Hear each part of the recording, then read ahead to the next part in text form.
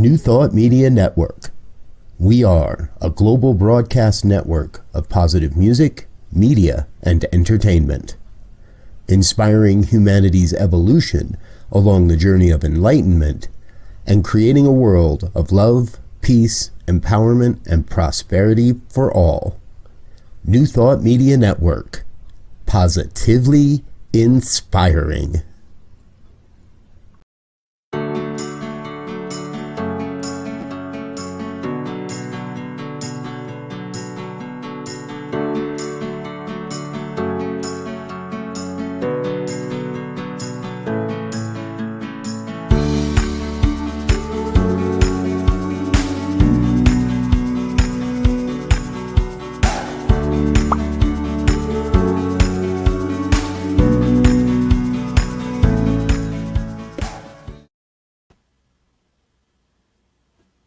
Okay, so it's the Practical Prayer Podcast.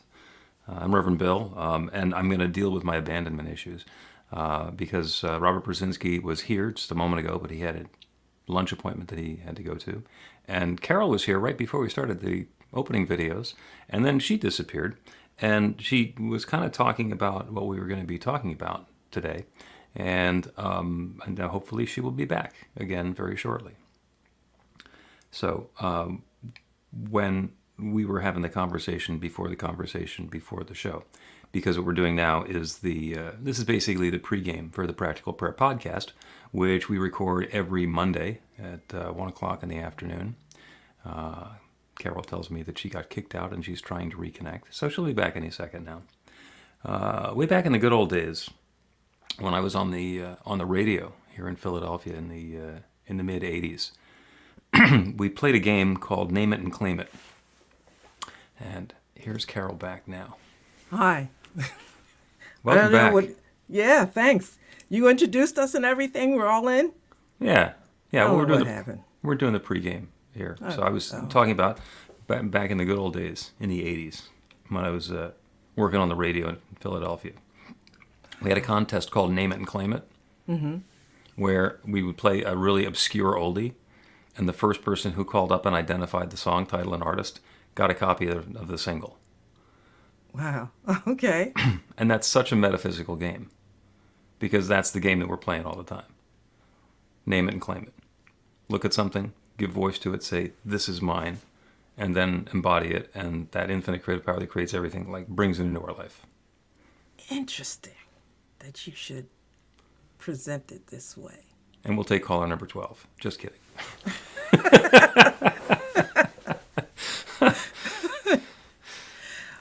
So, interesting, this discussion, right? Okay. We ready to go, right? We're on? Well, we haven't started the podcast yet. We're doing the pregame. This is the warm up for the Facebook, YouTube audience. Behind the scenes.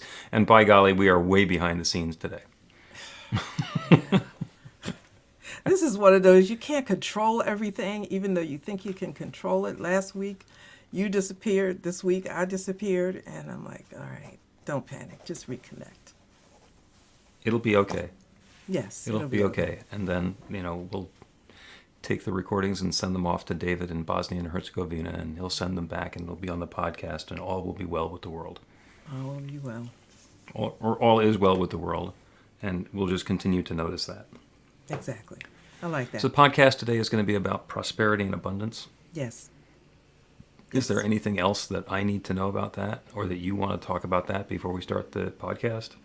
Not really, except for you really got into it when you talked about name it, claim it. And Name it and claim it, yeah.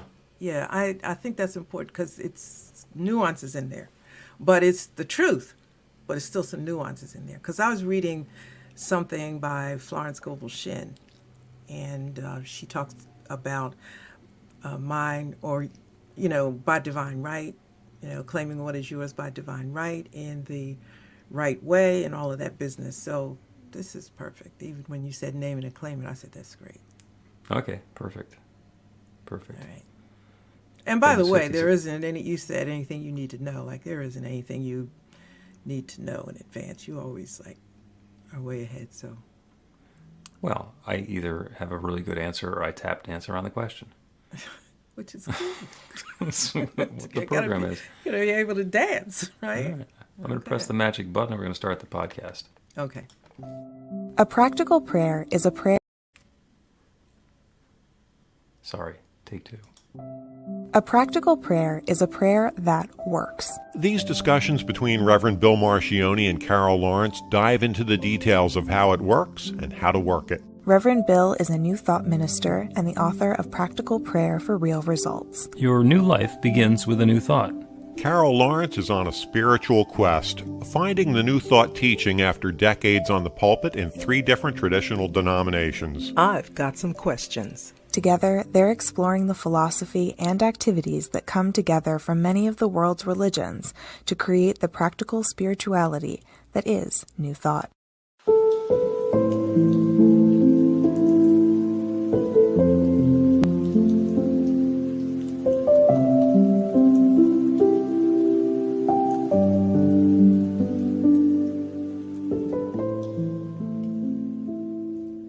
Welcome to the Practical Prayer Podcast. I'm Carol Lawrence here with Reverend Dr. Bill Marchioni, and we're going to talk today about abundance, prosperity, and all that good stuff.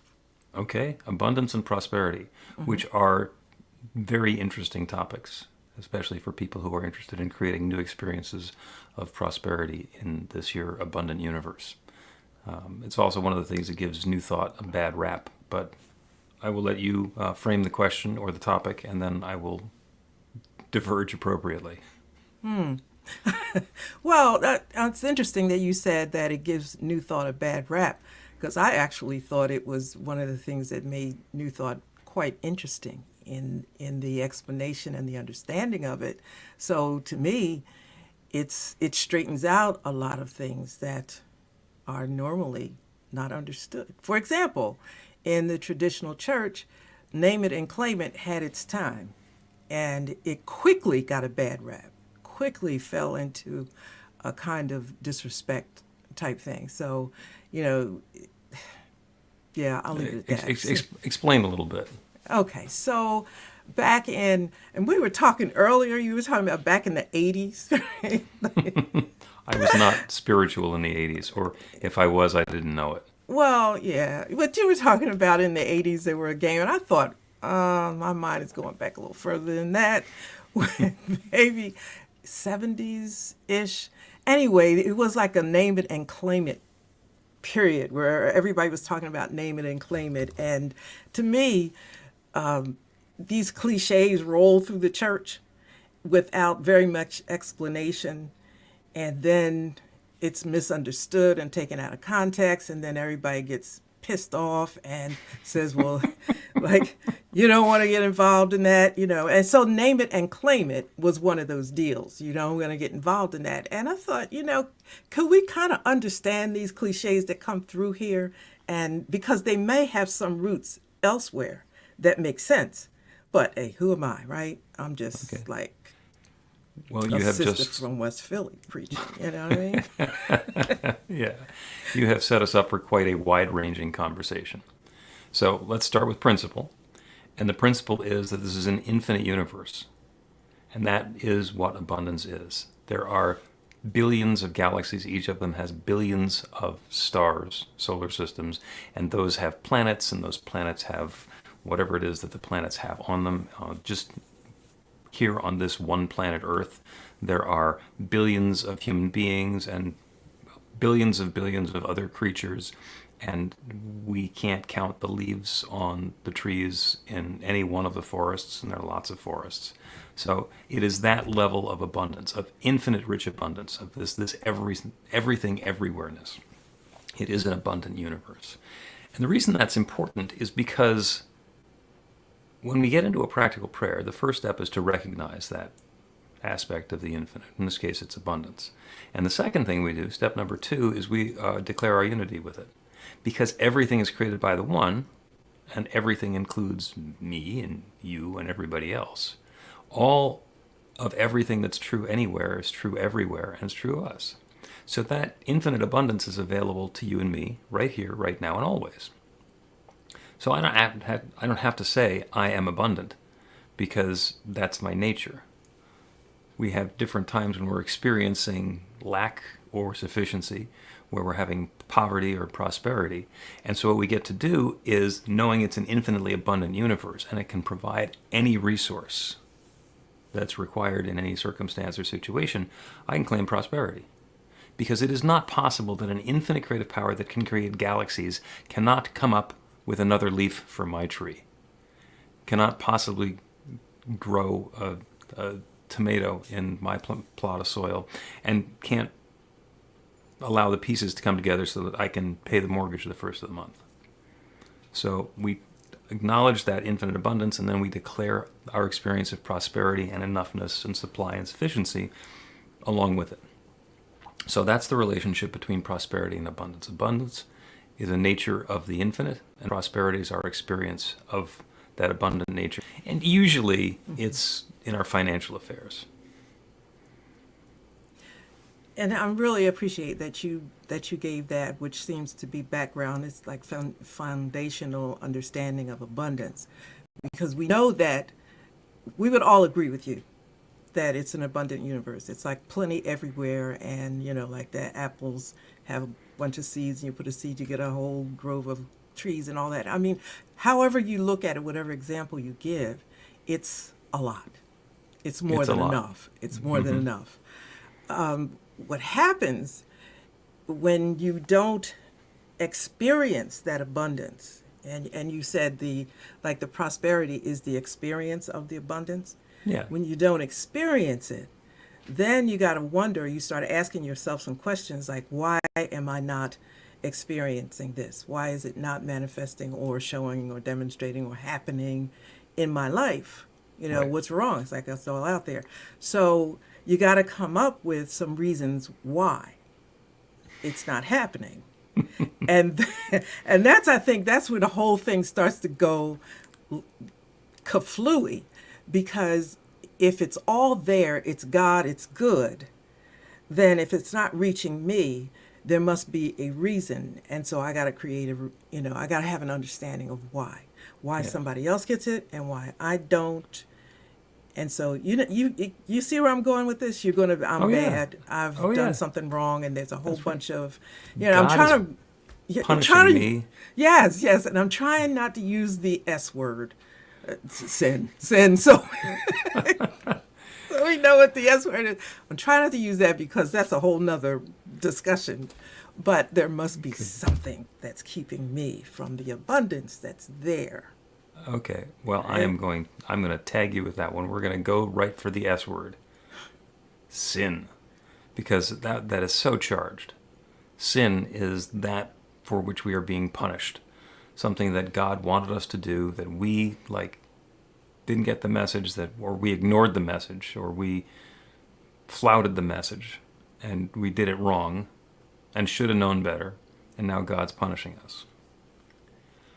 Except sin is a term that actually came from archery. So when an archer pulls back the bow and they let loose the arrow, they're aiming for the middle of the target. And when it doesn't hit the middle of the target, in archery they call that a sin. Mm-hmm. Sin is missing the mark. Mm-hmm. Okay. In a game of name it and claim it, if in fact we are always claiming what we're naming, the sin, the missing the mark, is naming something that we don't want. Because in an infinitely abundant universe, there is the infinite abundant possibility of experiencing lavish prosperity, and there's also the possibility of experiencing poverty, lack or enoughness. It's not that the universe doesn't have enough, it's just that there's not a sufficiency for what I had in mind. What that generally means is that I was aiming somewhere else. I was aiming too low. I didn't believe that I deserved that much money. I didn't believe that I could live in comfort. The sin is my thought. And sometimes it's buried so deep down that we don't know that it's there. Why don't I have enough money? My family didn't have enough money growing up. Their families growing up didn't have enough money. Well, okay, that's baked in 3 generations of there's not enough. And if I'm taught that there's not enough, and I say I want to have plenty, my operative belief is that in my family there's not enough, and then There's not enough. Because that infinite creative power that has an infinite abundance of all responses is saying, yes, you get poverty. Okay, but on the other side of that is the abundance isn't forced on you. No. Like it's all there. So just like poverty isn't forced on us, neither is the abundance. Is that correct? That's absolutely correct. This is an infinite universe. And if you had everything, to paraphrase the great philosopher and stand-up comedian Stephen Wright, if you had everything, where would you put it? If somebody were to hand you a solar system, what the heck would you do with that? And that's only one solar system from billions in one galaxy, and there are billions of those. So it's not like there isn't a solar system that could just be for you. But where would you put it? What would you do with it? It would be very inconvenient to have that much abundance that you now have to deal with. So we're not looking for all there is. We're looking for enough for us. Yeah. So our understanding has to begin with there's all there is. There's a whole bunch. There's enough. Mm-hmm. There's more than enough. And I can have my portion, whatever that might be. But it doesn't depend on what I have done. It depends on what I think. And what you believe. And what I believe. Yeah. Yeah. So if I believe that I don't deserve it, or there's a problem there, that doesn't deny that there's problems. Like we all have problems, right? We all let's just go with that for a second, right? Let's say we all got crap with us, and well, we do, right? I believe that. Okay, I think that I'm just going to throw this out there, and so that when people look at other people and say they have crap with them, well, we all do. It's just that nobody knows your crap right now. So, you got to be careful, right? So it's not because of the crap that we have with us that blocks the abundance. It's our interpretation or our relationship and our thoughts in terms of who we are in relationship to that abundance. Yeah. Yeah. Okay. Is there an amount of money or a size of a house or estate or property or something where if you got past that level, you feel that it's too much? It's too ostentatious. I don't need that much. It's unnecessary for me. And you're asking me that directly? Yes. Yeah, because, Okay. I've been in that situation, and I said, well, I really don't need all that. Right. I'm not interested in all that. Do you want a private jet? Do you want No. 2? No. Do you want a fleet of 10 of them? No. At some point, it's like, I don't know. No, I don't need that. That's just got nothing to do with my life or my lifestyle, and I don't want the distractions of having to deal with that. Well, that's whittling down an infinite universe pretty narrowly, that I don't even necessarily want a second private jet. That's leaving a lot of stuff on the table. And that's okay. We are free to choose. And this is a mental exercise that I'm doing now because nobody has offered me a private jet. And I don't really have to go through the details of what owning a private jet would be all about. But the process is happening all the time because with that infinitely abundant universe available, the parts that we wind up having dominion over or having involvement in are completely based on our thoughts and beliefs, mostly our beliefs. So then our abundance, or lack thereof, Our experience And- of abundance. our experience, yes, our experience of abundance, or the lack thereof.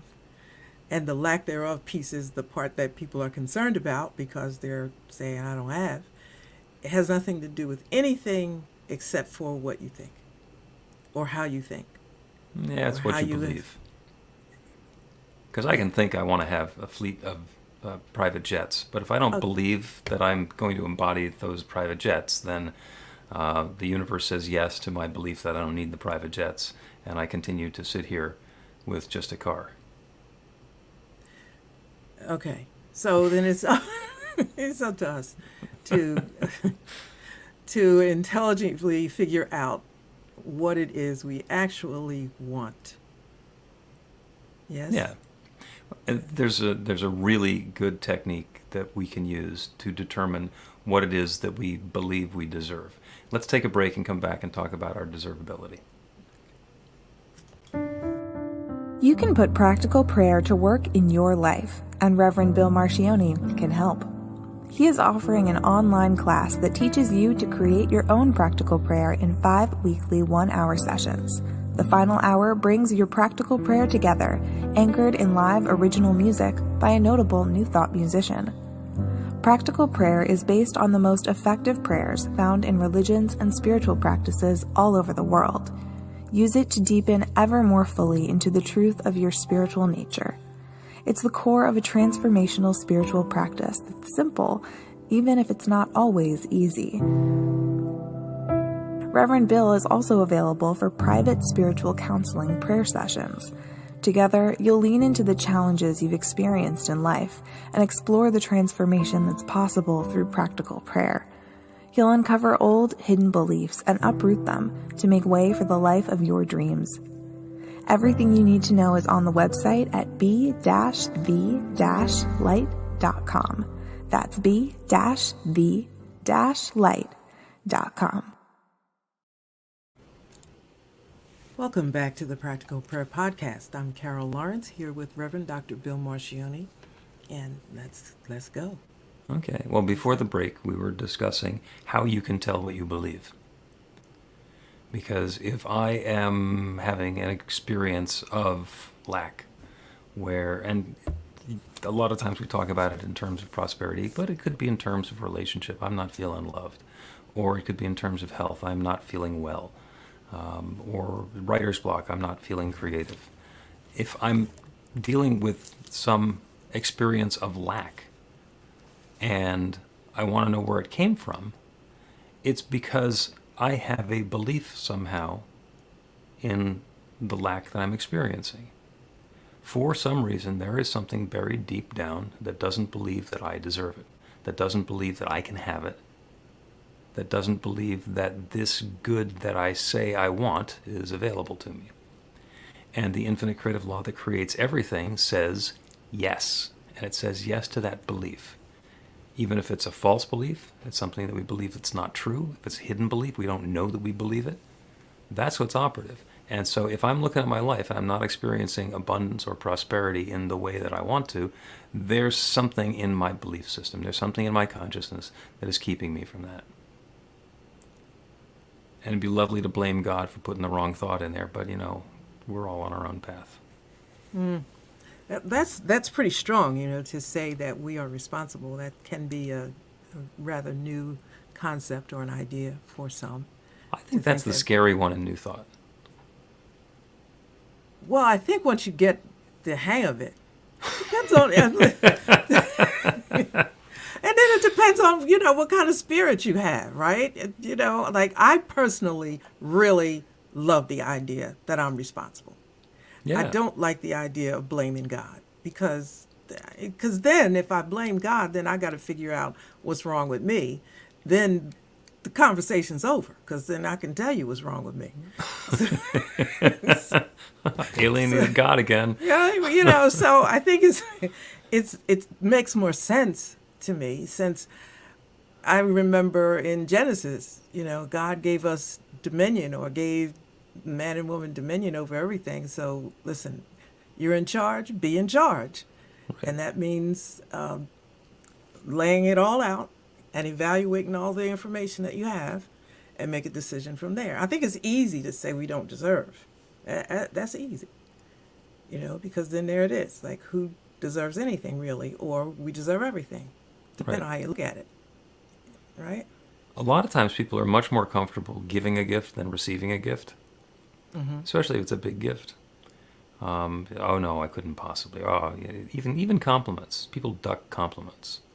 Well, if we're willing to duck a compliment of somebody saying that we look pretty or that we did a good job with something, if we're willing to duck that, imagine what we're willing to duck when it comes to something that's, quote, important.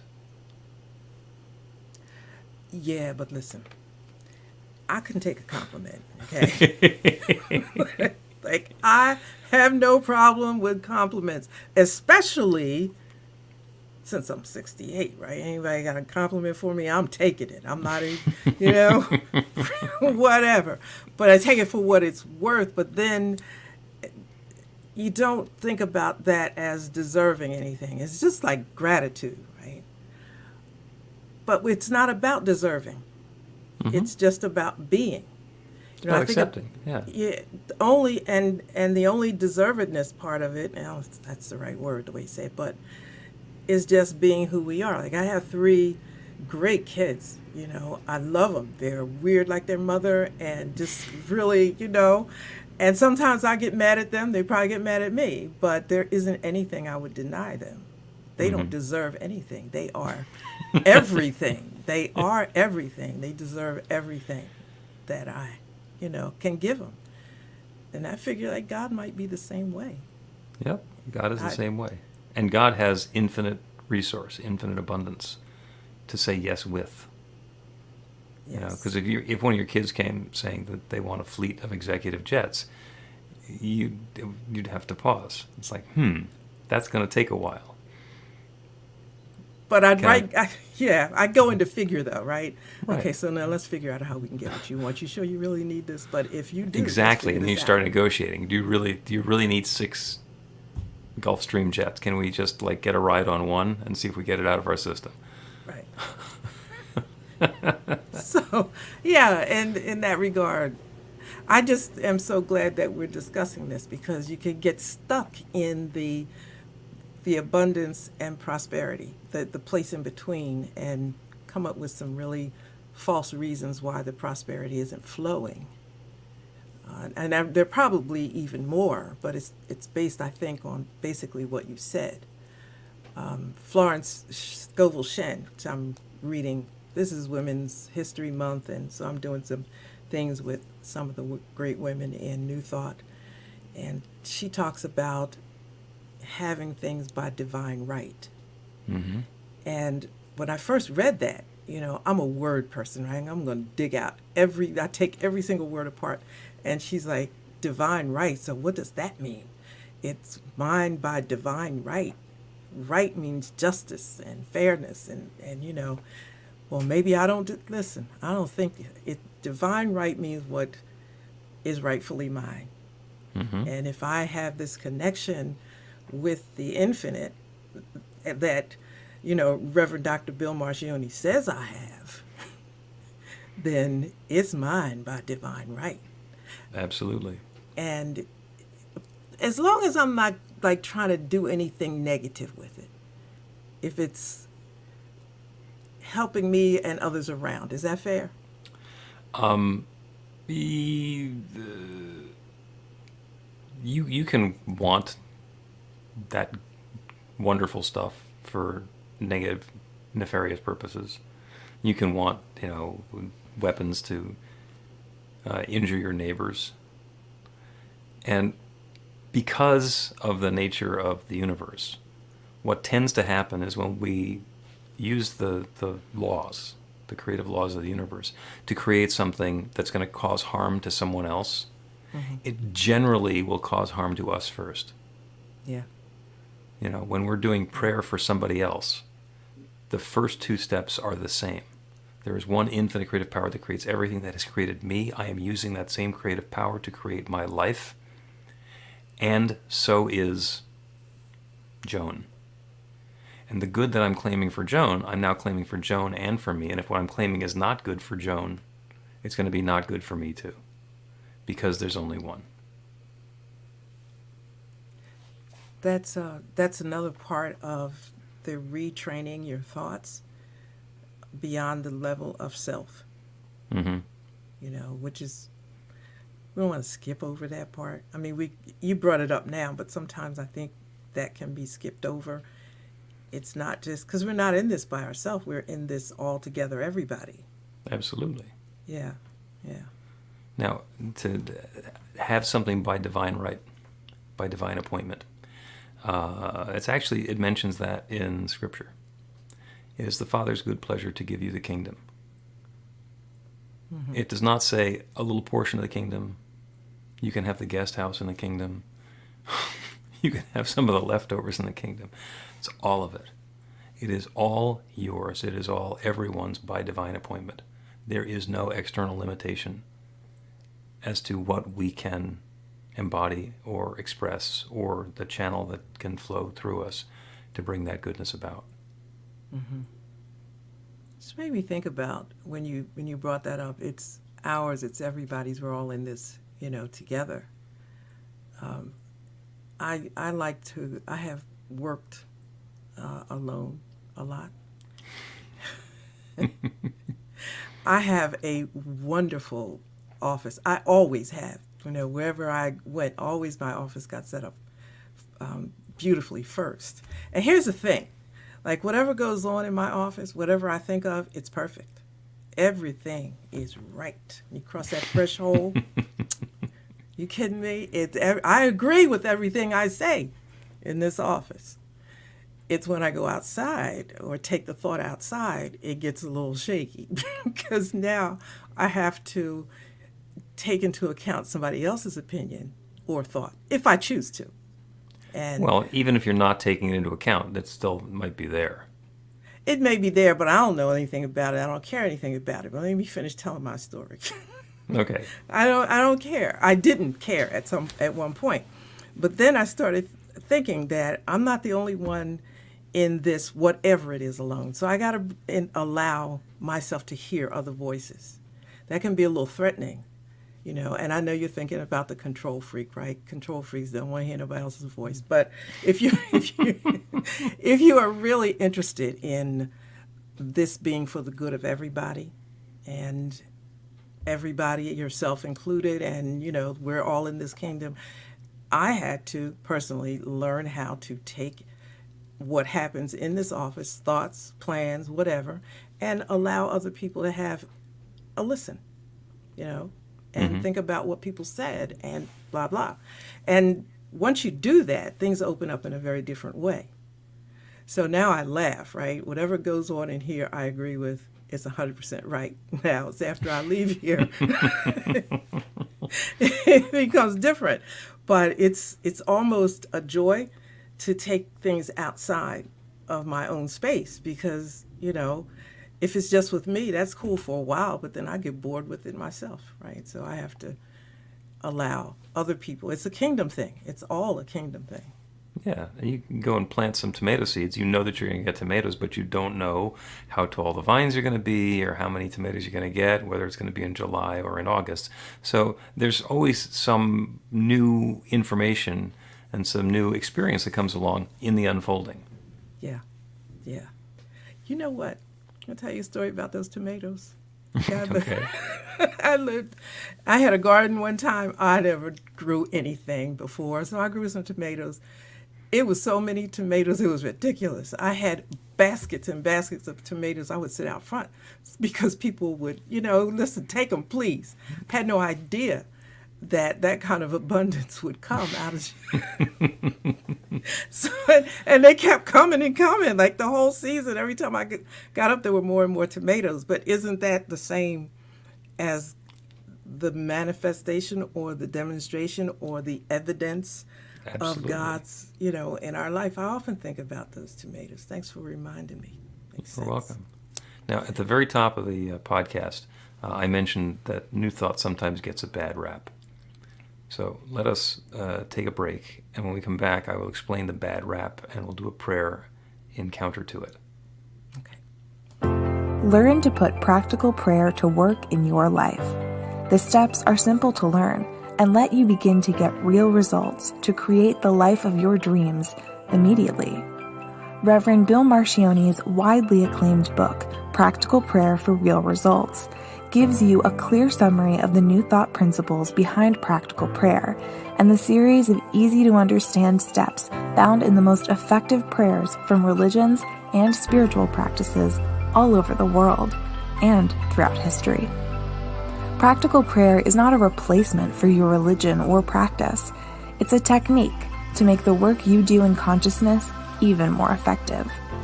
The book includes 40 prayers on various topics that you can adapt as needed and use as your own. Practical Prayer for Real Results is available in paperback, Kindle, and audiobook on Amazon or at b-the-light.com. That's b-the-light.com. Welcome back to the Practical Prayer Podcast. I'm Carol Lawrence here with Reverend Dr. Bill Marcioni. Now, you said that New Thought gets a bad rap because of name it and claim it. So why is that? It is when people first learn to use this principle to be able to do a practical prayer to create a new result in their life. It can be perceived as spirituality in the key of me. It's all about getting stuff for myself. And the important thing to remember is that that is a step along the way. Because if we can't fill our own cup, then we can't fill anybody else's cup. You know, starving people make very poor philanthropists, by and large.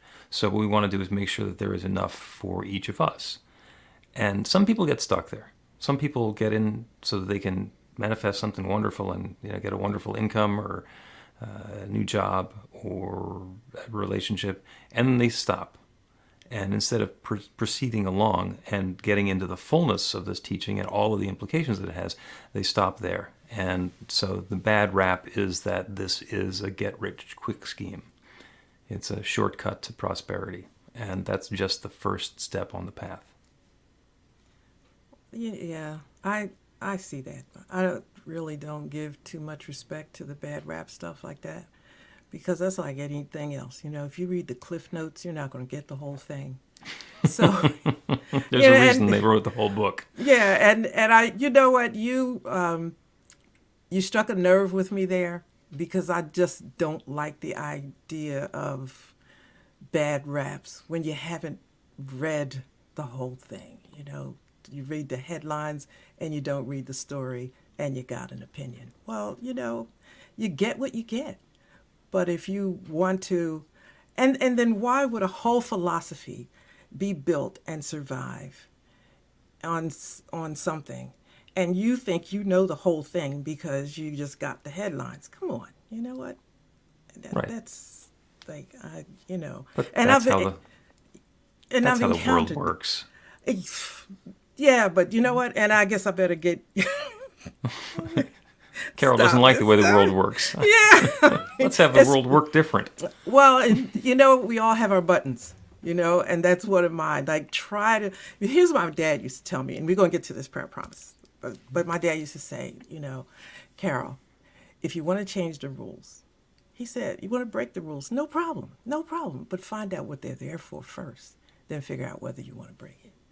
I never forgot that. He told me that I was really small. So, you know, like, go past the surface of things and see if there's something good in it that you can use. And there is, you know, otherwise, hey, this, you know, you're throwing your own blessing aside if you're not taking time to see how it could work for you.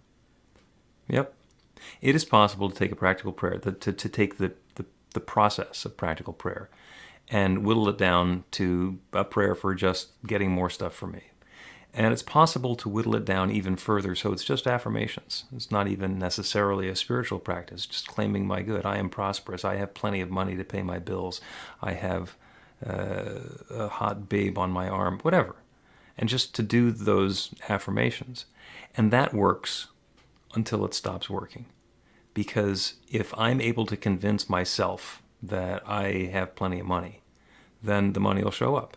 And it will continue to show up until my belief that I've hit the limit shows up. That's where it turns out to be very important to do this partnership with the infinite creative power that created everything. To acknowledge that it is not I, it's the Father within who doeth the work. That infinite power that creates everything created me and is creating abundance and prosperity in my life now. Because then we're partnered with the divine in making that happen. And we don't have to stop there, that it's just for me. No, it's for me, it's for my family, it's for my community. It is for everyone involved. Mm-hmm. There is, it's an infinitely abundant universe. We can all do better. Me doing better doesn't mean that somebody else has to do worse. A lot of classes we need to take, right? Yeah, well, On there are that. some classes, and Yeah. our foundational class is Beyond Limits, which takes us through. This is not, a quick stop spirituality. It's not spirituality in the key of me. It's about getting into the flow. And before you get to the end of any of it, you wind up doing some forgiveness work, because that's where all the false beliefs are hidden. It's a lifestyle. Mm-hmm. You know, it's a philosophy of how to live your life. And again, you know, you got to read the story. It's like the headlines aren't enough. So I agree. Let's do a prayer for prosperity and abundance. And as we've described previously, prosperity is our personal experience of abundance, and abundance is the nature of the universe. This is an infinitely abundant universe. There is one creative power that has created everything, everywhere. Every galaxy, every star in every one of those galaxies, every planet around every one of those stars, everything on this planet Earth, every person, every creature, every molecule, every drop of water, it is all created by that one. It is created by that one sharing itself as its creation. Everything is that divine presence taking its own particular and specific form. Everything includes me and each person who is listening to this prayer. Everything means everything. It is not possible that God and that infinite abundance exists everywhere except for the 3 feet around me. I'm not that special. None of us is that special. So all of that good that's available anywhere is available everywhere. The experience of prosperity, of enoughness, of having plenty, of having the freedom and the peace of mind to not be concerned or worried about where the rent is going to come from, or how we're going to pay for X, Y, or Z, or how we're going to make sure that there's enough. We can let go of all of that and settle into the sure knowing that this is an infinitely abundant universe, and each of us is entitled to that experience of enoughness. It shows up as prosperity. It shows up as financial sufficiency. It shows up as plenty of time. It shows up as health and vitality. It shows up as love and connected relationships, whether it's to family members, our beloved, romantic relationships with our colleagues and coworkers and friends, community. All of that goodness is available everywhere. And it's available to each of us right here and right now. So I claim it. I name it as that experience of prosperity and enoughness, and I claim it on behalf of each one who is listening to this prayer. And that infinite creative power that creates everything only has one answer. It says yes. So as we let loose our doubt, as we open ourselves up to this new experience, the answer is yes. And it's underway now. And I'm grateful for it. I'm grateful for this good. I'm grateful for the stories. I'm grateful for the way that this is unfolding. And I'm grateful to be able to speak this word of intention, of opening, of invitation, and release it into that creative law that creates everything. And to know without any question whatsoever that it is now creating this. It's underway now. And so it is. So it is.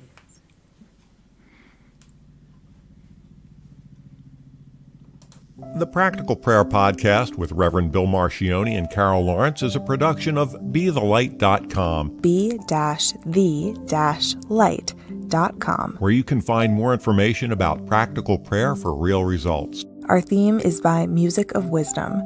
You can learn about the spiritual community of New Thought Philadelphia with daily guided meditations, Weekly celebrations of spirit, and Reverend Bill's classes in practical spirituality at newthoughtphilly.org.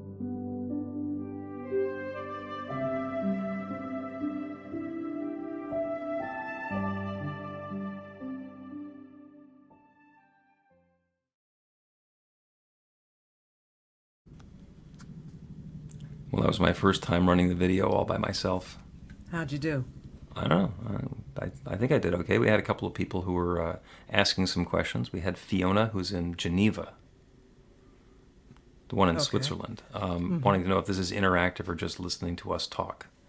Well, that's all we do is talk, right? Because we're not lifting anything. So, but Yeah, and actually, we record the podcast straight through. It's about a half an hour.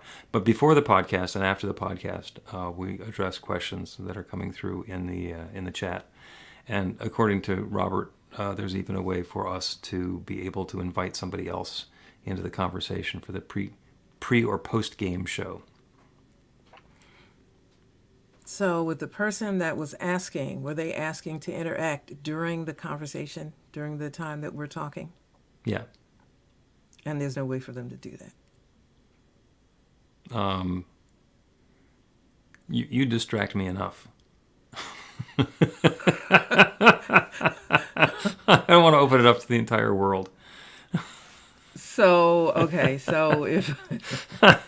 Sorry. So we would need a third person to field the questions. Yeah, I mean, we could do that. Or you could field the questions if you didn't mind being distracted. Well, I don't, really. I don't mind being distracted. I might be able to field the questions All right. if that's what you want to try. God knows what we're doing here. Okay, so the person from Geneva wanted to interact during the discussion. It was just a question. Yeah. But And the answer, and I'm answering the question now, I can which feel is, yeah. yes, it is interactive before and after. And it can be So- interactive during. But then again, this podcast episode is not going to be posted for a few weeks. So send a question, post it in the chat on Facebook or YouTube, and we'll include it for next week, which will be a heck of a lot earlier than this would make it into the podcast on the podcast. Does that make sense? Yeah, I'm just trying to figure out how to make this feel in the moment. How to make this be in the moment. Because I'm finding that that's really important for people. All right. Well, Interesting we have this discussion. I was talking about my son, with my son yesterday, and he was talking about people needing something right now, So if they chime into this. I'm still not clear about this being live on Facebook. If it's live on Facebook, then why can't people put something in the chat? Except for can. the fact that I'm not seeing it. well, you can click the button up at the top that says comments on the top right, and you can see what they've been saying. Okay. How's that for Lars, exciting? what's wrong with you? Okay, so where did this come from? Okay, Yeah, so see, this that's- is her, Fiona, Yeah. judging abundance. Huh. Yeah. Wait a minute, I didn't see that. All right, so Okay. if I saw this during the time.